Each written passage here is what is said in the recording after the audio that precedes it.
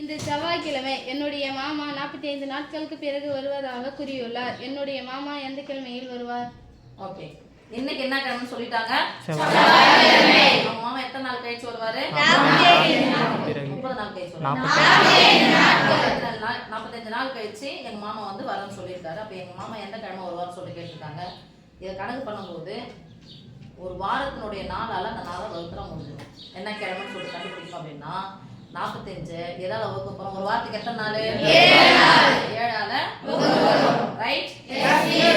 அப்போ மட்டு கணக்குல எப்படி போடணும் அப்படின்னு சொன்னா, இன்னைக்கு என்ன கிழமைன்னு எனக்கு தெரியாது. என்ன 45 பிரிக்க போறோம். மட்டு வடிவில் எழுதணும்னா 45 இது என்னன்னு எனக்கு எத்தனை வாய்ப்பாடு போறோம்? 7 வாய்ப்பாடா? எழுதும்போது எழுதணும். ஒன் வேர்டு நீங்க குரூப் எக்ஸாம்ல போறீங்கன்னா எப்படி போகணும் அதையும் சொல்லி தந்துடுறேன். சரி, இந்த பிளஸ் எக்ஸ் இந்த பக்கம் வச்சுனா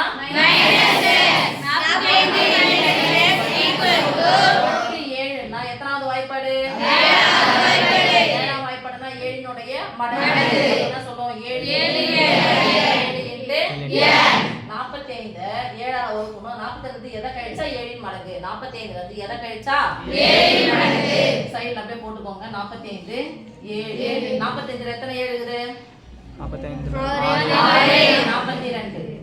6 மீதி 3 எதை கழிச்சா 7னுடைய மடங்கு வரும்? 3. அப்ப this implies x equal to 3. இப்போ இன்னைக்கு என்ன கிழமை நமக்குள்ள சொல்லிடுச்சு? செவ்வாய்க்கிழமையா அடுத்த 3வது நாள் பார்க்கலாம். செவ்வாய் புதன் வியாழன் வெள்ளி. என்ன கிழமை? செவ்வாய் அடுத்த 3வது நாள் என்னது? வெள்ளிக்கிழமை. அப்ப அந்த புள்ள என்ன சொல்லிருக்கேன்? மாமா 45 நாள் கழிச்சு வருவானா எந்த கிழமையில வராரு? வெள்ளிக்கிழமை வருவார். வெள்ளிக்கிழமையில் வருவார்.